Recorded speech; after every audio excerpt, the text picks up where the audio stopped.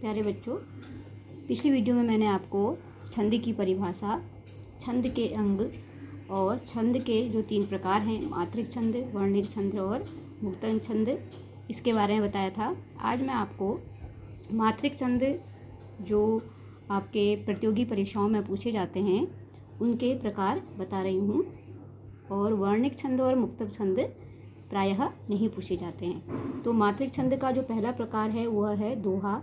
दोहा जिस छंद के प्रथम और तृतीय चरण में 13-13 मात्राएं तथा द्वितीय और चतुर्थ चरण में 11-11 मात्राएं होती हैं उसे दोहा छंद कहते हैं।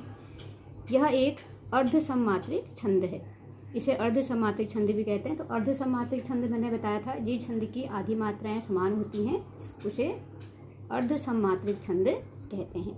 तो इसका एक उदाहरण देखिए आप।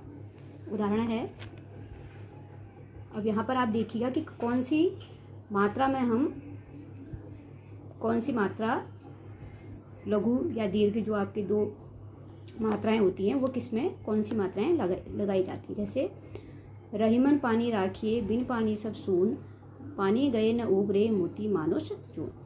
तो रौ में लघु, ई में भी लघु, मौ में लघु और नौ में भी लघु।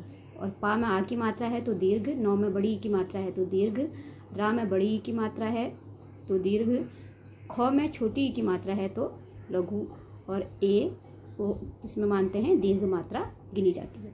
ऐसे ही फिर बिन, दोनों में लघु, फिर दीर्घ, फिर लघु, लघु, दीर्घ और लघु। ठीक है। ऐसे ही आ की मात्रा में दीर्घ लगता है, बड़ी की मात्रा में दीर्घ लगता है, गौ, ए में दीर्घ, फिर लघु, दीर्घ, लघु और दीर्घ। ऐसे ही मोती, मानुष, चून। ठीक है। तो मात्राएं लगाना आपको अगर आ जाएंगी तो आप ये बता सकते हैं कि दोहा, चौपाई, सोठा या रोला क्या है, ये आप बता पाएंगे अगर आपको ये पता होगा कि उसमें कितनी मात्राएं होती हैं और किस शब्द में या किस अक्षर में कौन सी मात्रा लगी है, तो उसको हम किस प्रकार लघु में गिनेंगे या दीर्घ में गिनेंगे। तो इसके लिए आपको लघु दीर्घ किनके साथ लगता है ये पता होना चाहिए, और उस दोहा, सोठा, चौपाई में कितनी कितनी मात्राएं होती हैं यह आपको याद होना चाहिए, और आप उसको आसानी से गिनकर बता सकते हैं कि दोहा है कि सोठा है कि चौपाई या रोला। ठीक है। अब है दूसरा चौपाई। चौपाई कहाँ पर होती है?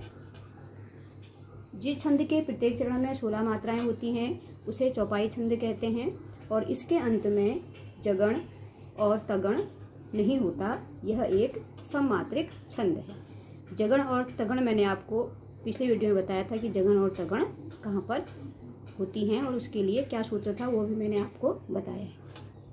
तो यह सममात्रिक छंद है। तो सममात्रिक छंद कहाँ पर होता है? जिस छंद की सभी मात्राएं समान होती हैं। तो इसमें जो 4 चरण हैं उन चारों चरणों में मात्राएं क्या हैं? समान है।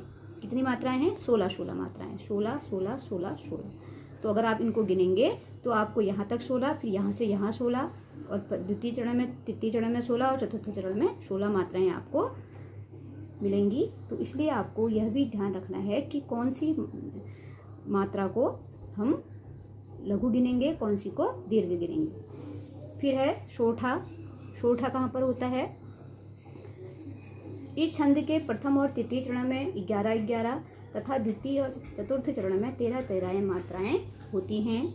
यह एक अर्ध सममात्रिक छंद है। यह दोहे का उल्टा होता है। इसके सम चरणों में जगण नहीं होता है। ठीक है। यह जो सोठा है वो दोहे का उल्टा होता है। दोहे में क्या था? दोहे में प्रथम और तृतीय में 13-13 थी और द्वितीय और चतुर्थ में 11-11। तो यह इसका उल्टा है। जैसे इस सब भव सागर बीच, जीवन बुलबुला क्षणिक, कर्म न कर तू नीच, मानव नित सत्संग कर। तो इसमें भी आपकी क्या है? 11-13 मात्राएं हैं। फिर है रोला। रोला छंद कहाँ पर होता है? इस छंद की प्रत्येक पंक्ति में 24 मात्राएं होती हैं तथा 11 व 13 पर यति होती है। यति मतलब विराम। ठीक है। यह भी दोहे का उल्टा होता है।